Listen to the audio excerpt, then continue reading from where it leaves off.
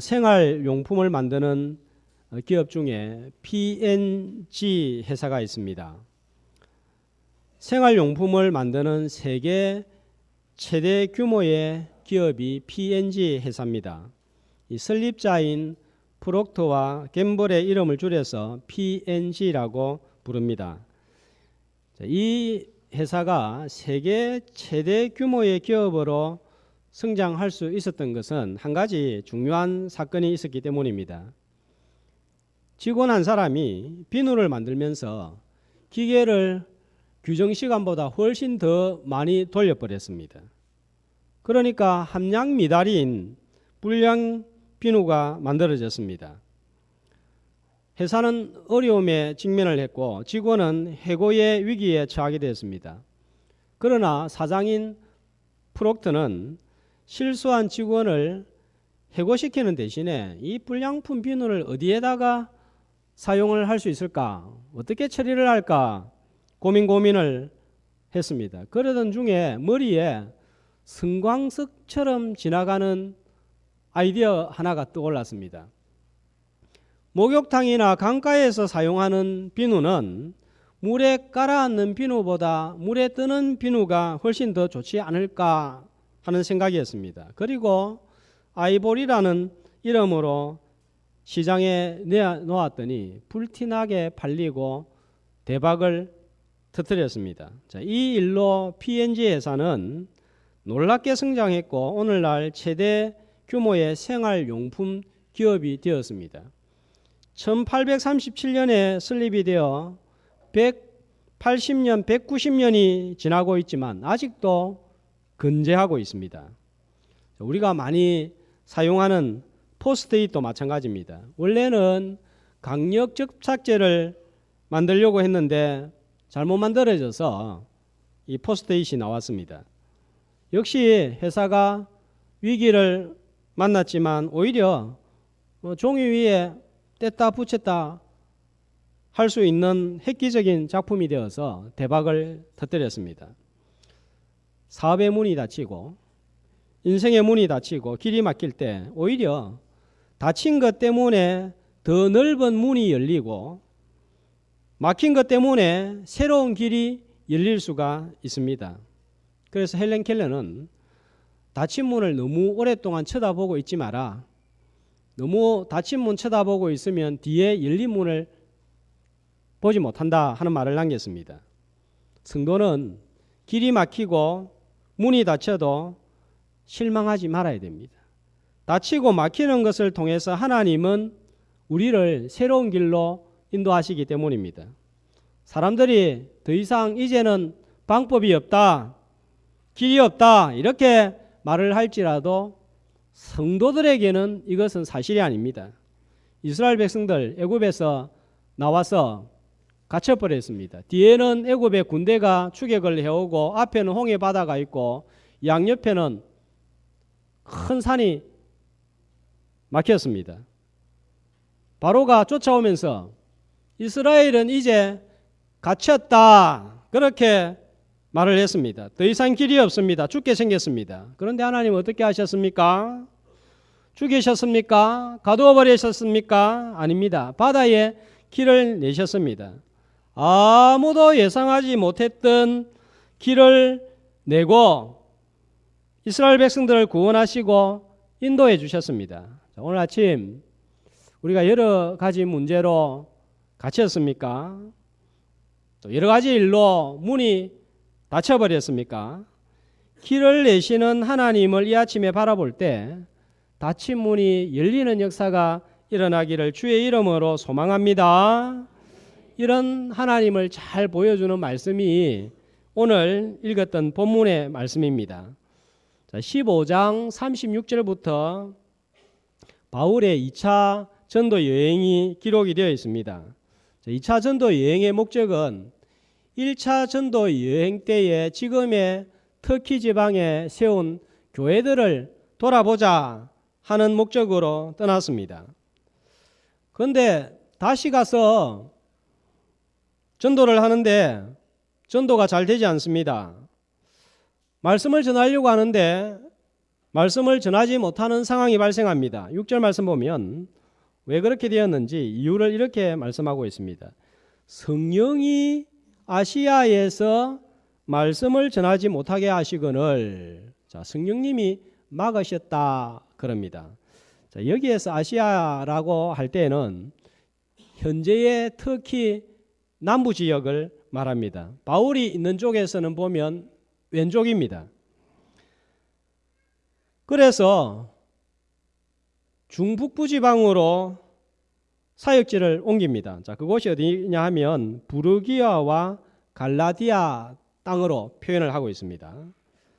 누가는 갈라디아 땅, 부르기아 땅에서 기록할 내용이 없었던지 그냥 큰 지역 이름인 부르기아, 갈라디아 땅만 언급하고 도시나 마을에 대해서는 전혀 기록을 남기지 않았습니다. 여기에서도 전도를 하고 하나님의 말씀을 전하는데 역시 전도가 되지 않습니다. 그래서 7절에 보니까 어디로 갑니까? 더 북쪽으로 가려고 한 거예요. 자, 무시아에 이르렀고 여기서도 안 되니까 더 북쪽이 어디냐 하면 비두니아라 하는 지역입니다. 여기로 가서 복음을 전하려고 하는데 힘을 씁니다. 애를 씁니다. 그런데 어떻게 되죠? 역시 여기에도 예수의 영이 허락하지 않은지라 하나님이 허락을 하지 않으셨다고 합니다. 이유가 뭘까요? 이유는 정확하게 잘 알 수 없습니다. 가려고 하면 바울이 몸이 아팠든지 아니면 핍박이 심하게 일어났든지 날씨가 좋지 않았든지 아니면 전도에도 열매가 없었는지 그 이유는 알 수가 없습니다. 그러나 가려고 하면 갈 수 없는 상황이 발생하고 문제가 생깁니다. 누가는 그 원인을 성령이 예수의 영이 허락하지 않았다 이렇게 설명을 하고 있습니다. 여러분 열심히 전도하려고 하는데 성령께서 막을 수도 있습니까? 그럴 수도 있습니다. 왜 막았을까요? 5절 말씀을 참고해 보면 그 이유를 어느 정도 짐작을 합니다. 소아시아에 바울이 1차 전도 여행을 통해서 복음을 전했고 여러 교회들이 세워졌습니다. 그런데 16장 5절에 보니까 그 교회들이 어떻게 되었습니까? 어떻게 됐죠? 믿음이 더 굳건해지고 수가 날마다 늘어가니라 했습니다. 많이 생겼어요. 이제는 꼭 바울이 아니더라도 터키 지방에 세워진 이 교회들 자체적으로 복음을 전하고 전도할 수 있게 된 것 같습니다. 그렇지만 이제 바울은 복음이 전해지지 않은 북쪽으로 가서 전도하려고 하는 계획을 세웠습니다. 좋은 계획입니다. 그러나 일이 자꾸 꼬이고 무엇인가에 부딪히고 잘 되지 않습니다.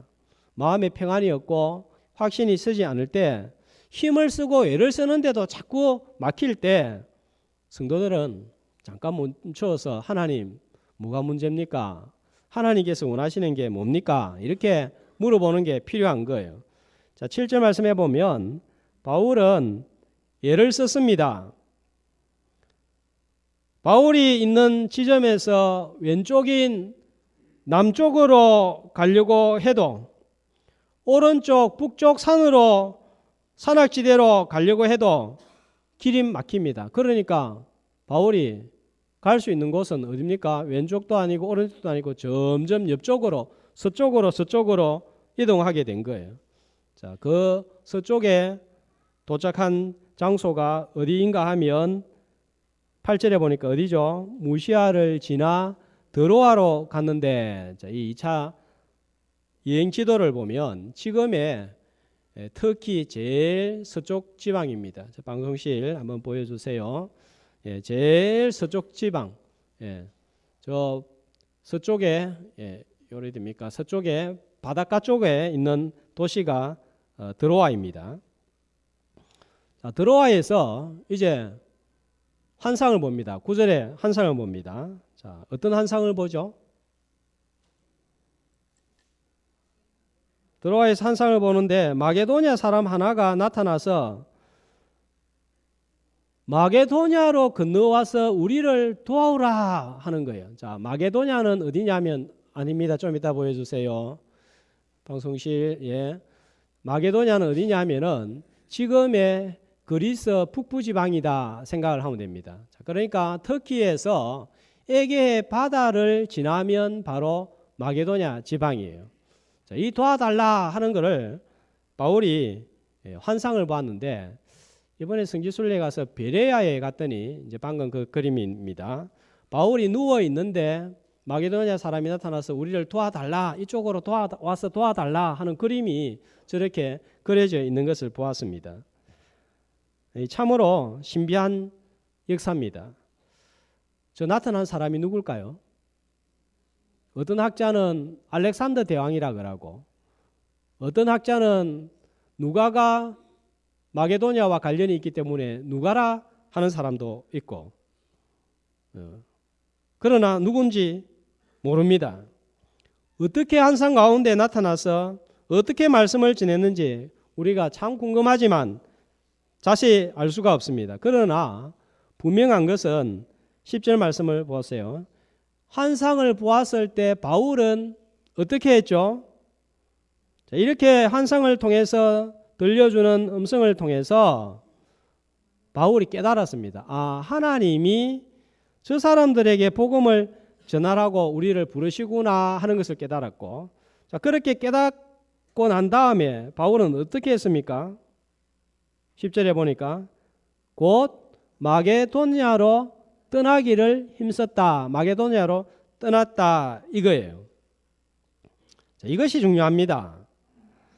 누가 어떻게 어디에서 어떤 방식으로 바울에게 하나님의 뜻을 보여주었는지 알 수는 없지만 분명한 것은 바울이 이 환상을 보고 하나님의 뜻을 깨달았을 때 즉각적으로 순종했다는 것입니다.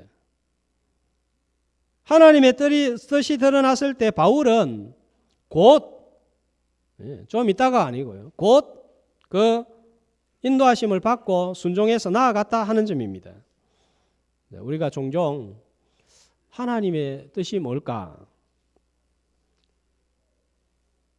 이걸 해야 되나 저걸 해야 되나 어느 것을 해야 하나님의 뜻인가 고민할 때가 있습니다. 그러나 이보다 더 중요한 게 있습니다.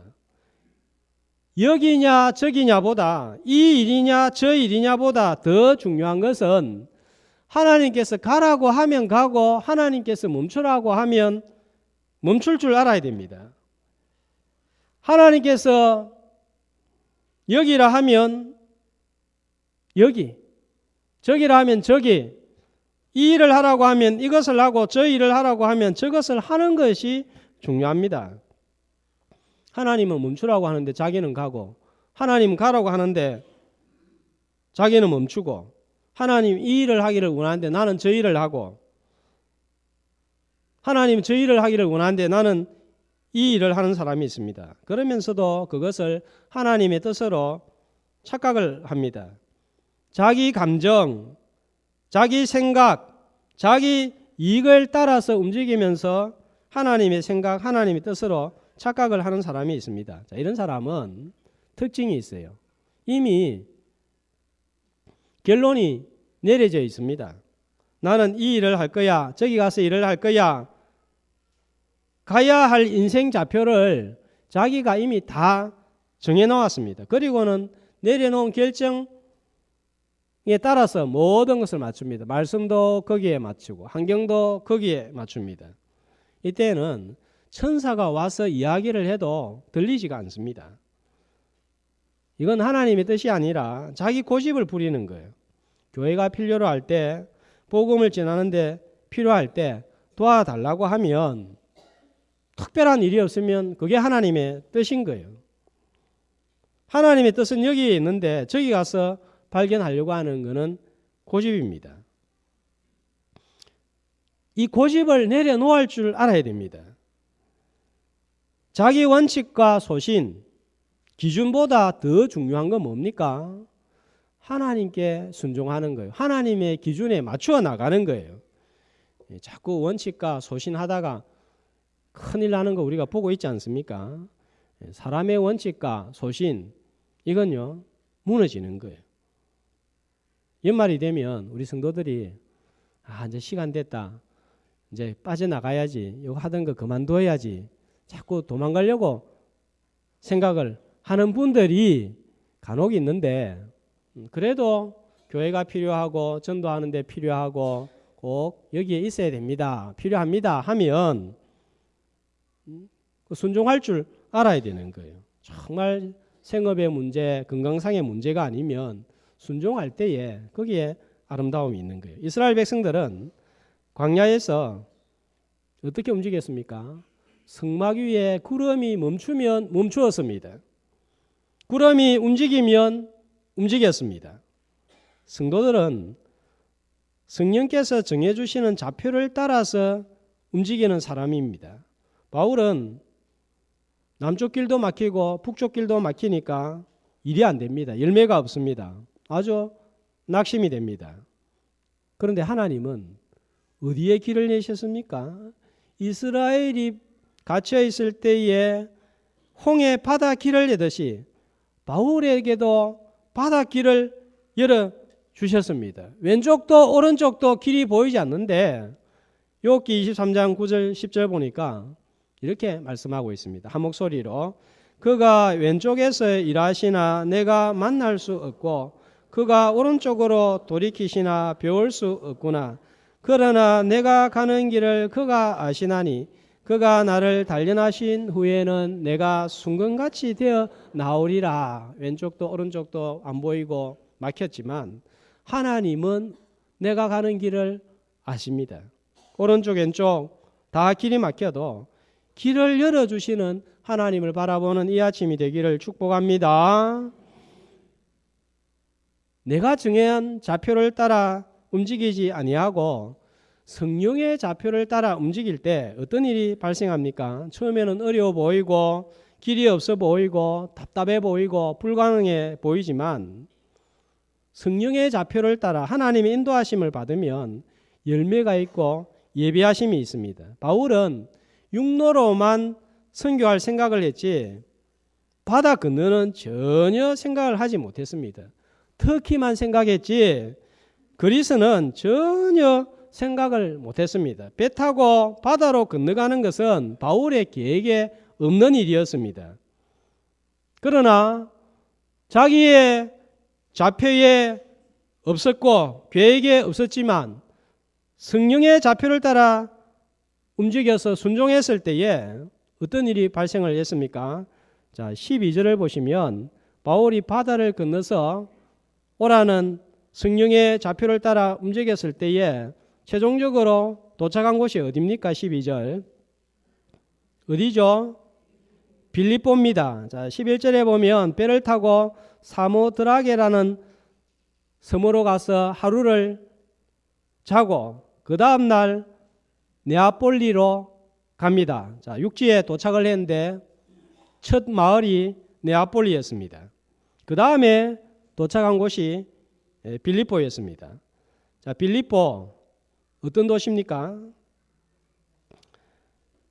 오늘 말씀을 보니까 마게도냐의 첫 성이다, 로마의 식민지라 소개하고 있는데 성경에 기록되지 않지만 이 빌립보 우리가 알 수 있습니다. 이번에 제가 성지순례를 다녀오고 난 다음에 정말 너무 잘 다녀왔다 생각이 들어요. 이 성경을 보니까 머리가 확 트이는 느낌이 듭니다.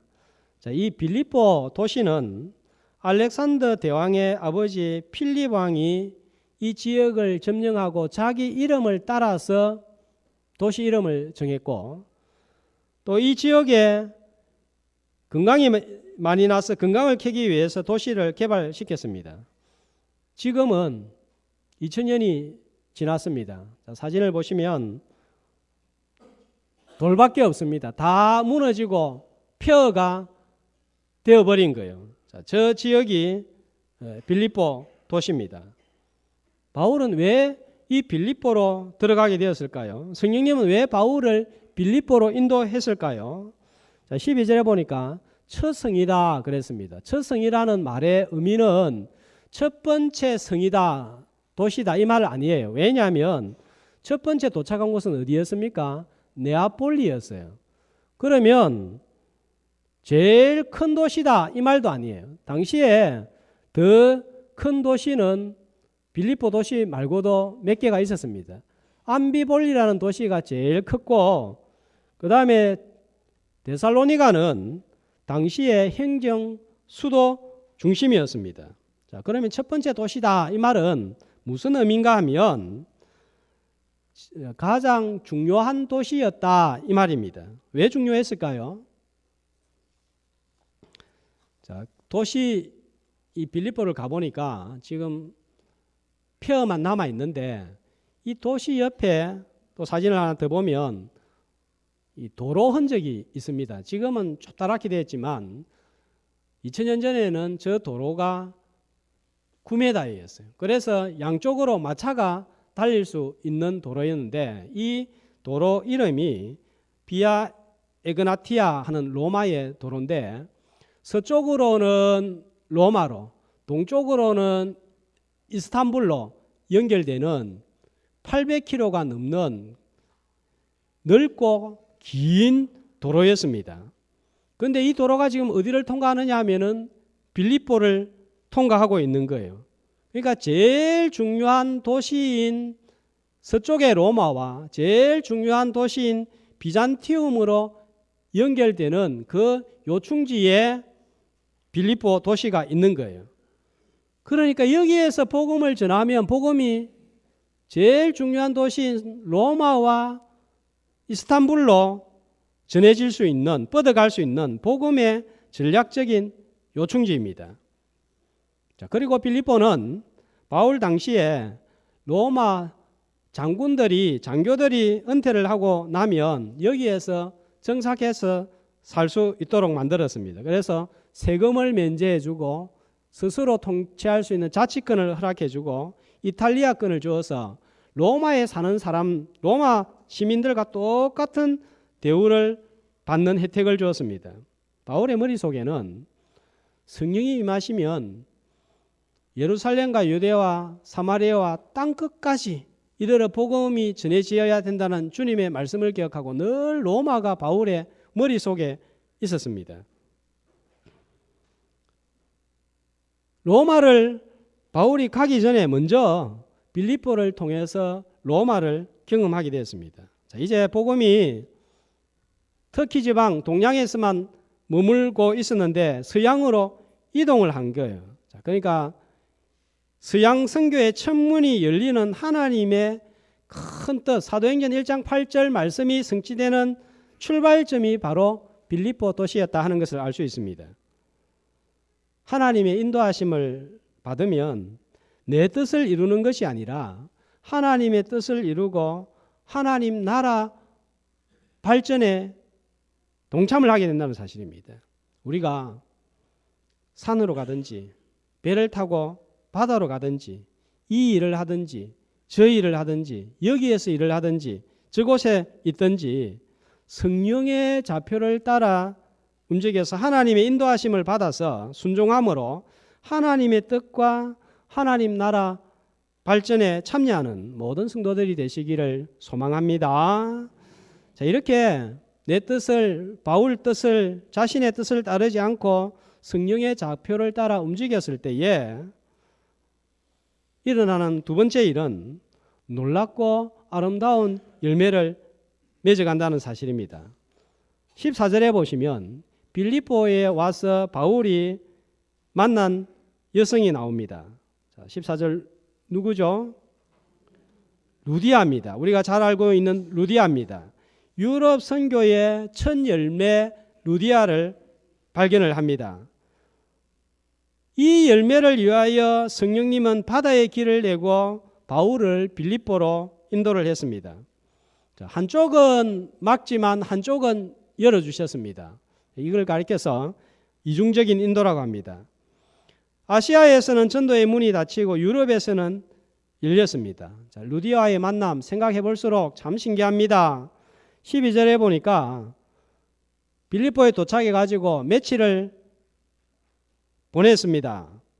이 바울은 어디를 가든지 늘 유대인들이 모여있는 회당을 찾아가서 전도하고 말씀을 전했는데 며칠을 지나면서 빌립보를 사사시 뒤져봐도 회당이 없는 거예요. 자, 그래서 안식일을 맞아서 13절에 보면 어디로 갑니까? 기도할 곳이 있을까 하여서 어디로 가죠? 강가로 간 거예요. 빌립보에는 회당이 없으니까, 회당이 없으면 유대인들은 강 부근에 기도처를 만들고 그곳에서 모였습니다. 왜 강가에 기도처를 만들는가 하면 모이기 전에 정결 의식이 필요한데 물롯이 있습니다. 그래서 물이 필요했기 때문에 강가에 기도처를 만드는 것을 바울은 알고 찾아갔습니다. 여기에서 루디아를 만났습니다. 여기에서 루디아를 만나고 루디아는 계속해서 말씀을 바울로부터 듣습니다. 그리고 큰 은혜를 받습니다.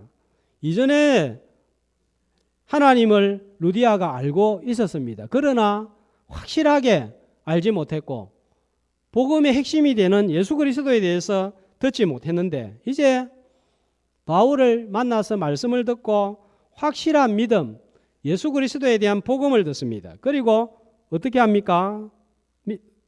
말씀을 듣고 난 다음에 세례를 받고 유럽에서 처음으로 믿고 세례받는 여성이 되었습니다.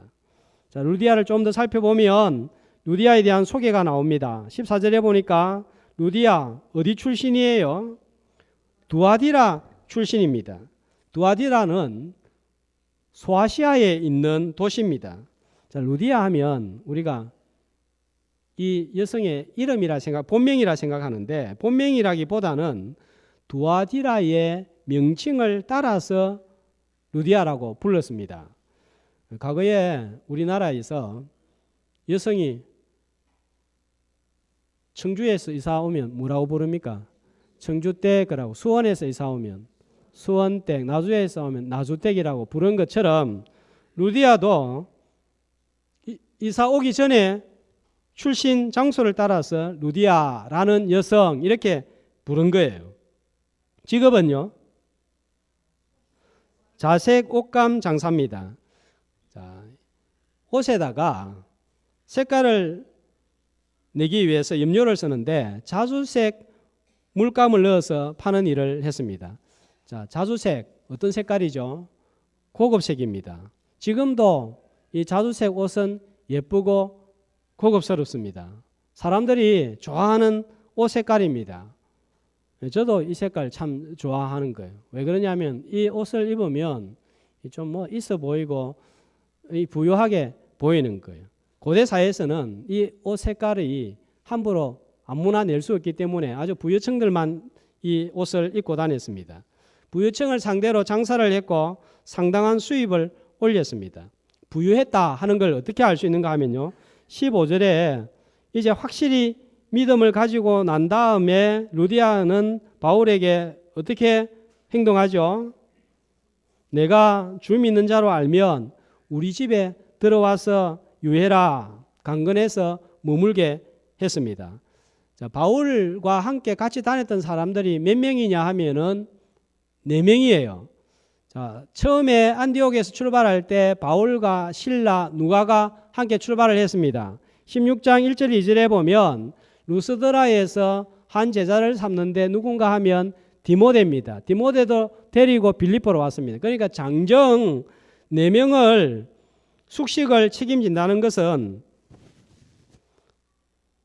웬만한 부유층이 아니면 불가능한 거예요. 지금도 쉽지가 않습니다.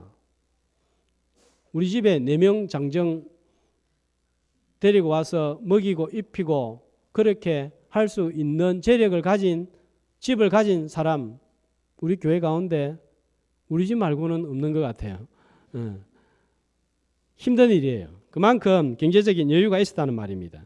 그리고 빌립보서 4장 16절 18절 말씀해 보면 계속해서 이제 유럽 선교를 하는데, 그리스 선교를 하는데 바울이 후원을 받은 내용이 나옵니다. 데살로니가에 있을 때에 2번 후원을 받았습니다. 아무도 지원해 주지 않을 때 빌립보 교회에서 지원을 해 주었습니다. 그리고 18절 말씀을 보면 지금 로마에서 편지를 보내면서 또 후원받은 내용을 기록하고 있습니다. 에바브로디도를 통해서 로마에서 사역하고 있는 바울에게 또 후원금을 내주었습니다. 이 모든 후원의 배후에 루디아가 있었던 거예요. 자색 옷감 장사를 해서 돈을 벌어서 사역자, 목회자, 선교사를 도왔습니다. 열왕기하 4장 8절에 보면 이 귀한 여인이 한 명이 나오는데, 자, 말씀을 보여주세요. 이 귀한 여인과 비슷한 거예요. 같이 한번 읽어봅니다. 하루는 엘리사가 수넴에 이르렀더니 거기에 한 귀한 여인이 그를 강건하여 음식을 먹게 하였으므로 엘리사가 그곳을 지날 때마다 음식을 먹으러 거리로 들어갔더라. 자, 엘리사 선지자를 위해서 방을 마련하고 촛불을 마련하고 상을 마련하고 음식을 마련해서 엘리사의 사역을 도왔던 이 여인을 가리켜서 뭐라고 하냐면 귀한 여인이라 했는데, 신약의 귀한 여인 바로 루디아를 만나게 되는 거예요. 바울이 유럽 선교 초기에 결정적으로 활동할 수 있었던 이유가 바로 루디아 때문이었습니다. 왜 바울이 산악지역인 북부아시아로 가는 길이 막히고 바다로 배를 타고 빌립보로 오게 되었는지 처음에는 몰랐는데 루디아를 만나면서 점점 더 깨닫게 됩니다. 루디아도 왜 두아디라를 떠나서 빌립보로 오게 되었는지, 왜 장사해서 돈을 벌게 되었는지 몰랐는데 바울을 만나서 예수님을 믿고 나니까 그 인생이 해석이 된 거예요. 바울과 루디아, 출발점은 다 달랐고 오는 생각도 다 달랐지만 하나님은 성령의 좌표를 따라 움직일 때 모든 것이 합력하여 선을 이루게 하신 거예요. 성령 좌표 따라 움직일 때에 선을 이루는 역사가 있기를 소망합니다. 루디아의 역할은 사역자 바울을 재워주고 먹여준 것으로 끝나지 않습니다. 제가 이번에 성지순례 가서 제일 은혜를 받은 부분이 이 부분이에요. 저는 루디아가 믿고 세례를 받고 바울을 후원했다. 루디아로 말미암아 유럽의 첫 교회가 시작이 되었다. 이 정도 알고 있었습니다. 그런데 그 빌립보 다 무너진 폐허가 되어 있는 돌만 남아 있는 그 유적지를 보면서 루디아 이후에 빌립보의 교회들은 어떻게 되었을까? 알게 된 거예요. 이 성지순례를 갔다 오고 나서 제일 기억에 남는 도시가 이 아까 보여준 폐허가 된 그 도시예요. 어떻게 되었을까? 이건 제가 생각을 못 해봤습니다. 폐허가 되어서 빌립보는 더 이상 존재하지 않습니다. 다만 유적지가 남아있는데 어떤 일이 일어났는지 짐작해 하는 내용들이 저 돌무더기 안에 있는 거예요. 어떤 일이 일어났을까요? 14절에 보니까 루디아가 믿고 난 다음에 그 집에 어떤 일이 일어났죠? 15절에 어떤 일이 일어났죠? 그와 그 집이 세례를 받고,